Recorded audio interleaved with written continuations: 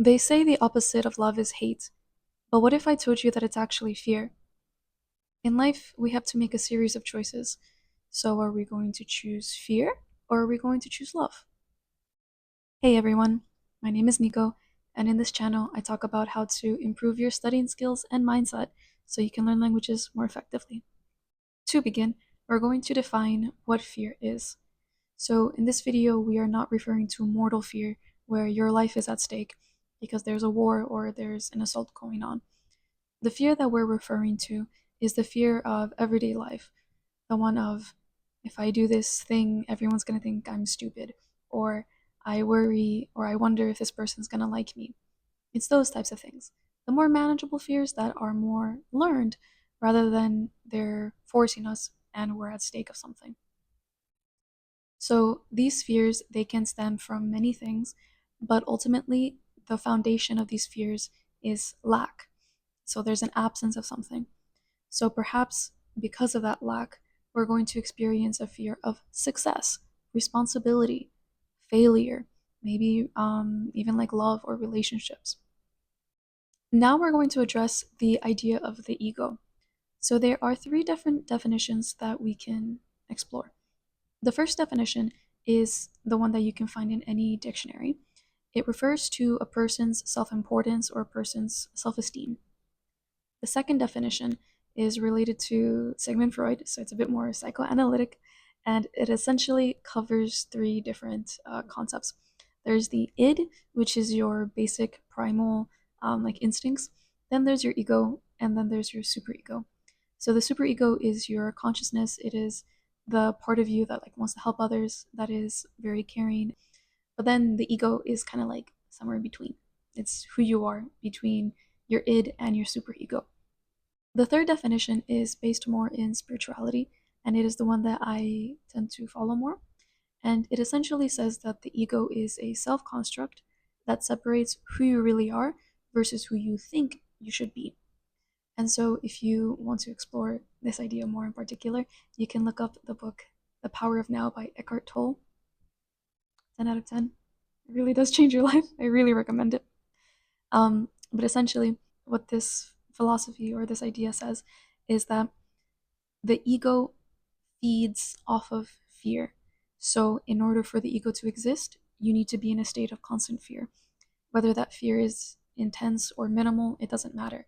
So, you need to be insecure, you need to be worried about something in order for this concept that you of who you think you are so it can exist.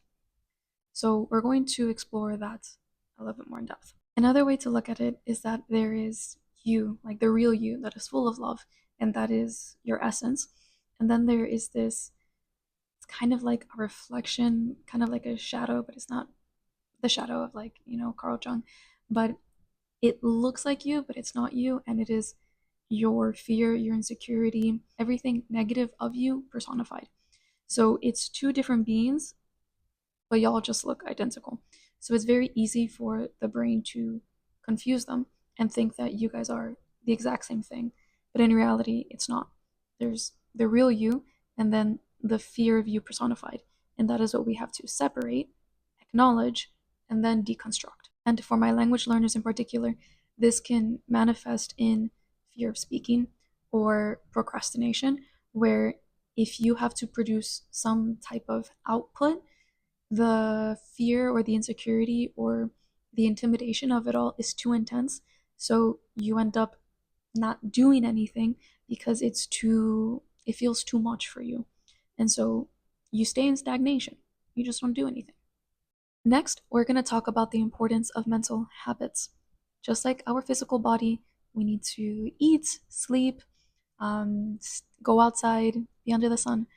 Just as all of those things are important, we need to also take care of our mental state. And basically, like how everyone says, take care of your mental health.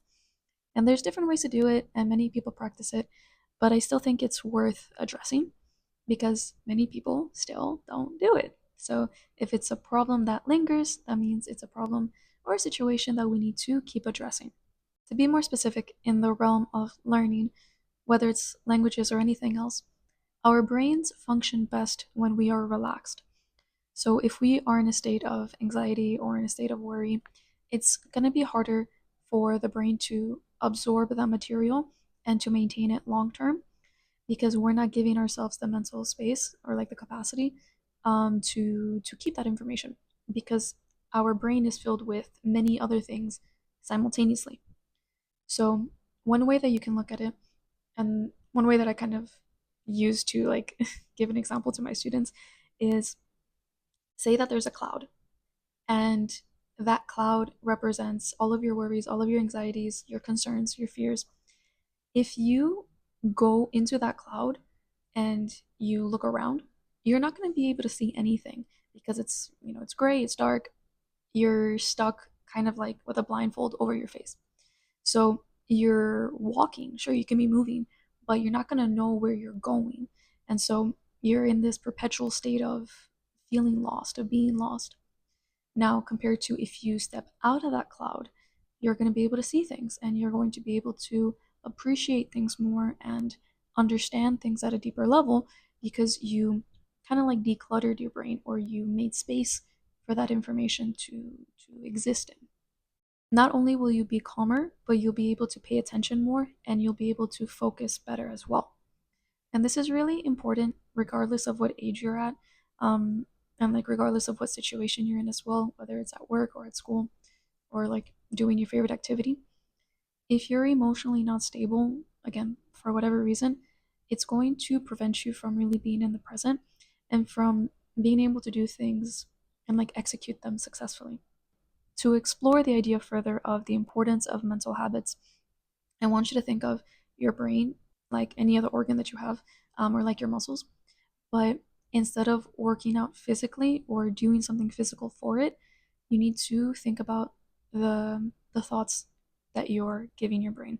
So just how we eat meals for our stomachs and for our body, so we can have glucose, our thoughts are the same meals, but just for our brain, our subconscious instead. So if you keep feeding yourself negative things, you're going to go through that feedback loop of just feeling negative and having more negative thoughts. So if you try to give yourself positive thoughts by like saying an affirmation or whatever, it's going to feel really awkward and really odd because you're not used to that flavor. You're not used to saying these nice things about yourself. But the reality of the situation is that even if it might feel like an acquired taste at the beginning, it's something that will do you more good than harm in the end. So it is worth investing in. Just like working out. Everyone says on the 1st of January, I'm gonna like get fit and everything, but they end up not doing it. But for those who are persistent and who are consistent, they keep working out and then they see the results that they want. And not only like physically, they might look better, but they're gonna feel better as well. And that's what we're trying to train our brain in doing the exact same thing. But instead of pulling or like lifting weights, better said, it's feeding yourself and thinking nicer things about yourself. You're alive, you exist, and for those mere reasons, you're deserving of love. You deserve to fill your cup and fill your soul with love and sincerity. And there's like, regardless of what you've done before, regardless if you've hurt other people in the past, or if you, I don't know, did a crime or whatever, you're a human being. And so, because of that simple fact, you deserve to have love in your life. And not just any love, it's sincere, authentic, unconditional love. You deserve to have compliments and to feel respected, heard, seen. And while validation from others can feel great and very motivating, that's conditional because then you're basing your self esteem and your importance on what other people say. So we need to make that switch as well.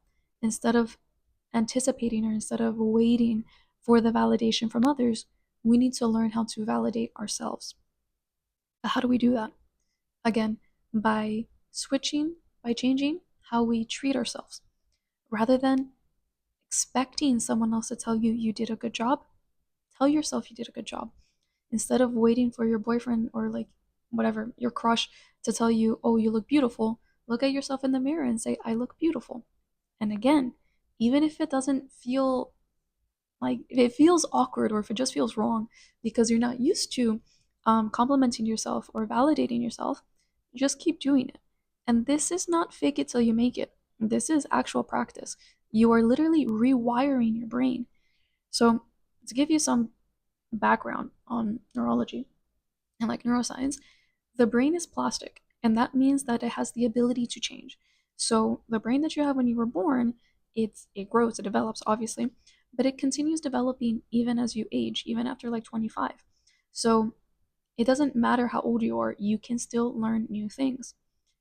Specifically for those language learners who say, "Oh, I'm 25, I can't learn a new language anymore." Yes, you can. It's about habit, it's about practice. And so now we're putting into practice, we're making it into a habit to be our own friend.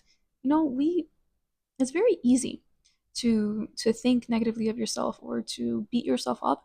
It's even harder to be your cheerleader or to be the one that supports you. But in the end, no one is going to experience our life for us. We're going to be there 100% of the time for ourselves because we're the ones living in our bodies. So, would you rather have a constant nagging voice in the back of your head? Or do you want to live life the way it's supposed to be, which is free and happy and peaceful? I'm not saying that others can't love you if you don't love yourself, because there are many people who they have found ways to love themselves because they were exposed to that love from other people. So it's not a one-way street. There's no one way to do this.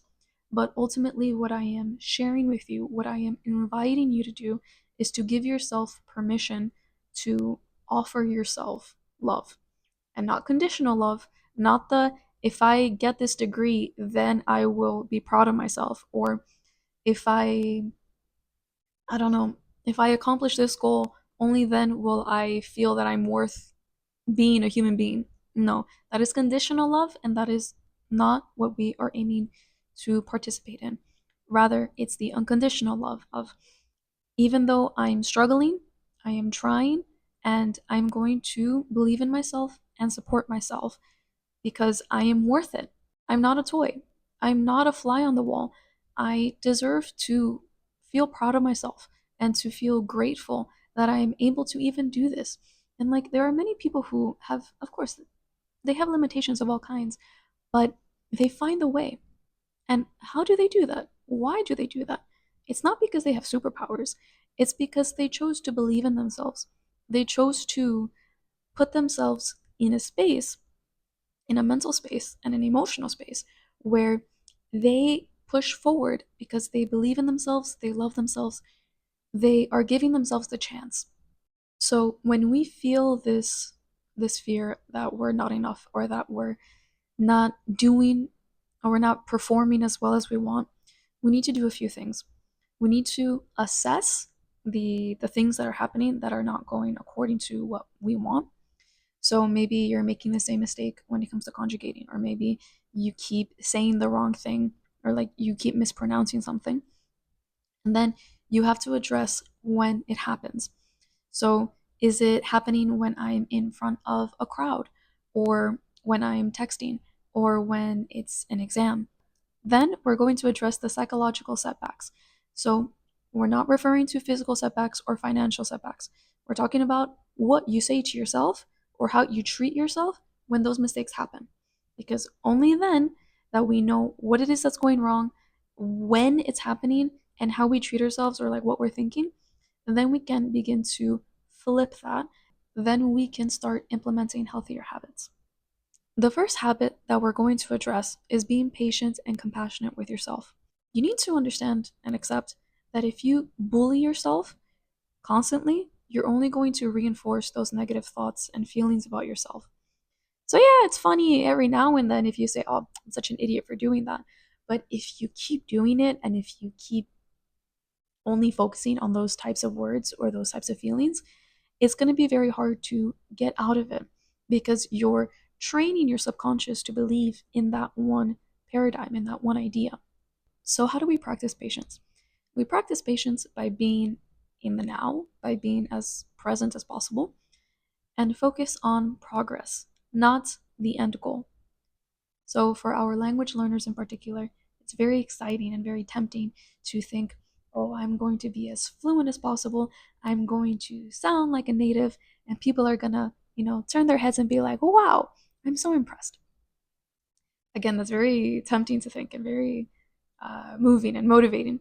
But the reality of the situation is that if you only focus on being like C2 or like just whatever high level, like whatever language exam that you're taking, if you only focus on that, you're going to completely miss out on the whole journey that you're taking in order to get there. And it's very anxiety inducing because you're not giving your brain the space or the time to be here and to fully grasp what it is that you're learning, because you're in this hurry, hurry, hurry mentality of I need to get there and I need to do it within a few months or within a year. And so when you rush yourself, it's very difficult to focus and memorize and understand above all. You need to remember that you're introducing yourself to a new culture, into a new environment. So your brain needs time to acclimate to these differences and to these changes. So that way it can become more comfortable within it and it can see it as a new normal. But how does this habit challenge fear? Well, when you say you want something, you know that you don't have it, but you're also telling your subconscious that you don't have it. So by being impatient, you're telling yourself that this thing is not in my life, and so therefore I am in a space of lack. I am in a space of absence.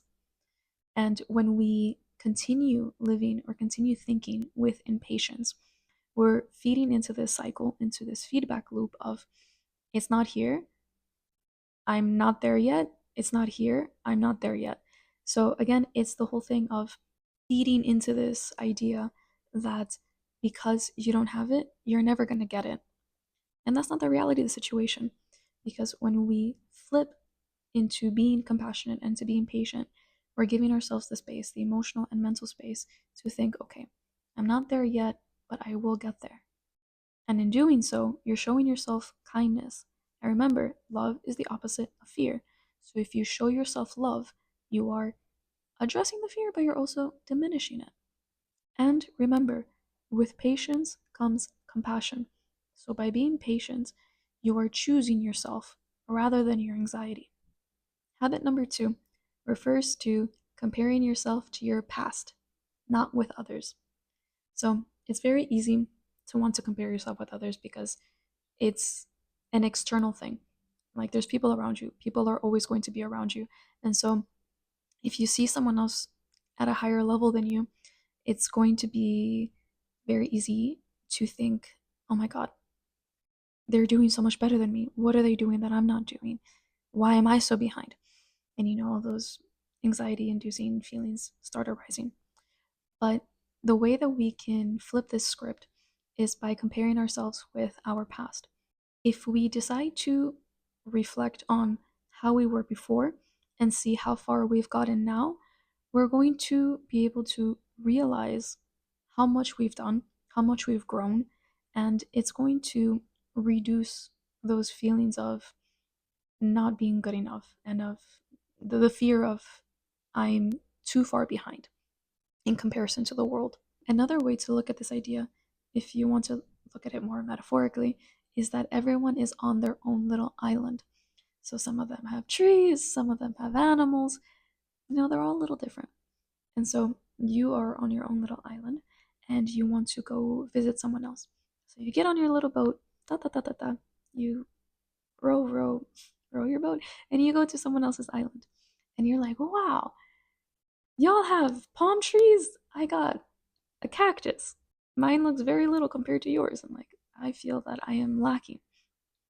But the reality of the situation, of this metaphor, is that maybe they have different soil. Maybe they learned to plant this type of tree in particular because they were raised with this knowledge or whatever, and you weren't. So if you compare yourself to someone else's island, it's fundamentally too different. There's no lived experience that is going to be identical, even if you're like your twins. So there's no real basis, there's no real meaning in comparing yourself to another person because you are your own island and no island will ever be like yours. No other person will ever be like you. And this is not saying that, like, oh, you're a special snowflake or whatever, but it's more of You have to appreciate your individuality and recognize it because it's there for a reason. If we were meant to be like everyone else, everyone would have the same story. And yes, some people do have similar stories, but they will never be fundamentally the same. And so by comparing yourself with other people, not only are you doing a great disservice to yourself, but to others as well. So instead, we're going to compare ourselves to who we were 3 minutes ago, 5 months ago, 10 years ago. And when we do that, not only do we take a more reflective approach, but we also can fill ourselves with pride and with gratitude because we did come a long way. You know, you're not stuck in a hole. You're moving forward. You're experiencing life and you're grabbing it like by the collar and saying, "No, I'm taking charge of myself." Now, how can this habit challenge fear? If you keep again comparing yourself to others, you're only going to reinforce that there's something wrong with you. So rather than doing that, let's take a few steps back and think about, okay, what was I doing before that led to this moment in the present that I don't like? So that way we can identify and address what steered us off our path. So be your own competition. We're all going down the same road, maybe achieving the same goal, whether it's learning like German or, trying to become a professor or making our own little business. We're all doing something. There's many people who are doing the same thing, but everyone's doing it a little bit differently. So rather than comparing your success or your failures to someone else, see what it is that you're doing so that way you can get ahead. Again, since we're all doing very similar things, we should take the time to motivate each other and empower each other. Because if we keep like hitting the legs of the other people and trying to push them so that way they can be behind us, no one's going to win in the end. Because sure, you might be at the front, but you're going to be alone. And humans are meant to be in community. And this is metaphorical, but this is also literal. When we exist in community, when we help each other, we empower each other, we also empower ourselves. We also nurture ourselves. So whatever happens outside, it also happens inside. Habit number 3. So this is based off of the idea of living with devotion and discipline rather than motivation. And the reason behind this is that we want to take baby steps to build self trust. Motivation can ignite curiosity and passion because you're seeing something for the first time and you're like, wow, I want that. I want to do that. But the real secret behind this all is consistency. However, we keep finding ourselves feeling that, oh, consistency is boring. I don't want to do it. I want to be in bed and not worry about anything today. So, how about we look at it a little bit differently? Devotion leads to trust. Trust leads to discipline, and discipline leads to consistency. Devotion refers to love that you have for yourself and for your goals. You know your worth, and so you're going to give yourself the best that you possibly can. And if you do something out of spite, that's okay too. Everyone is on their own frequency. And then the trust comes in because you know that when you trust yourself that you're going to go after what you want and that you're not going to let anything hold you back simply because you show up for yourself. You know you're going to show up for yourself, so there's no need to doubt. Then discipline develops over time because you're doing something again and again. So, like how I've been saying before about feedback loops, this is another one. So, the more disciplined you are, the more trust you build, the more disciplined you become, the more trust you develop in yourself. And that is the type of mindset we want to have, especially when we're going after our goals, but it feels tricky or we don't know how to do it or we don't know where to begin. And with that comes consistency. It is kind of like the final form of like Pokemon. The last thing I want to share with you is the idea of releasing fear by personifying that fear. I had an amazing psychologist last year, I believe. Her name was Emily, and she developed this meditation for releasing fear, and I want to share the core elements of it with you. When we let go of fear, we're going to be doing the following things. We're going to be recognizing and addressing the fear and what caused it. We're going to thank that part of us that felt that fear because it was trying to protect us. Then, when we tell that fear, that part of us that was feeling the fear, that it doesn't need to be in control anymore or that it doesn't need to be present anymore, we switch the roles of responsibility. So now instead of the fear being in control, we recognize that we are now in control. But please be mindful, if you do this once, it doesn't go away, obviously. You have to do it many times whenever you feel fear or whenever you're starting to feel that anxiety again. You do this process again and again. You recognize the fear, you address it, you thank the inner child of you or the fear itself by personifying it. You can see it as a different person. You thank it for being present because it was there just trying to protect you, and then you release it, you let it go because you don't need it anymore. Because now you have your back. Now you're more centered, you're more in control. And this is a constant conversation that you can have with yourself until you're able to self soothe and regulate. And it's really useful for reassuring yourself, especially during difficult times. So let's put some of these habits into practice. So today's affirmation is: thank you, fear, for protecting me. I am ready to release you. I love and trust myself. So once more, let's say it again. Thank you, fear, for protecting me. I am ready to release you. I trust and love myself. You got this. I love you. I believe in you. And I'll see you next time. Bye. So, this little guy, my aunt gave him to me, and it's an avocado. It's a motivational avocado. And it says: Soy tu aguacate positivo. Confío en tu camino. Y cada paso cuenta. So, it says, I am your positive avocado. I trust in your path, and every step counts. Every step is worth it. So, this little guy and us, the two of us, we're supporting you on your journey. And remember, you deserve the best. And we're not going to stop until we get there. If it's not good yet, it's not over. Okay? Bye.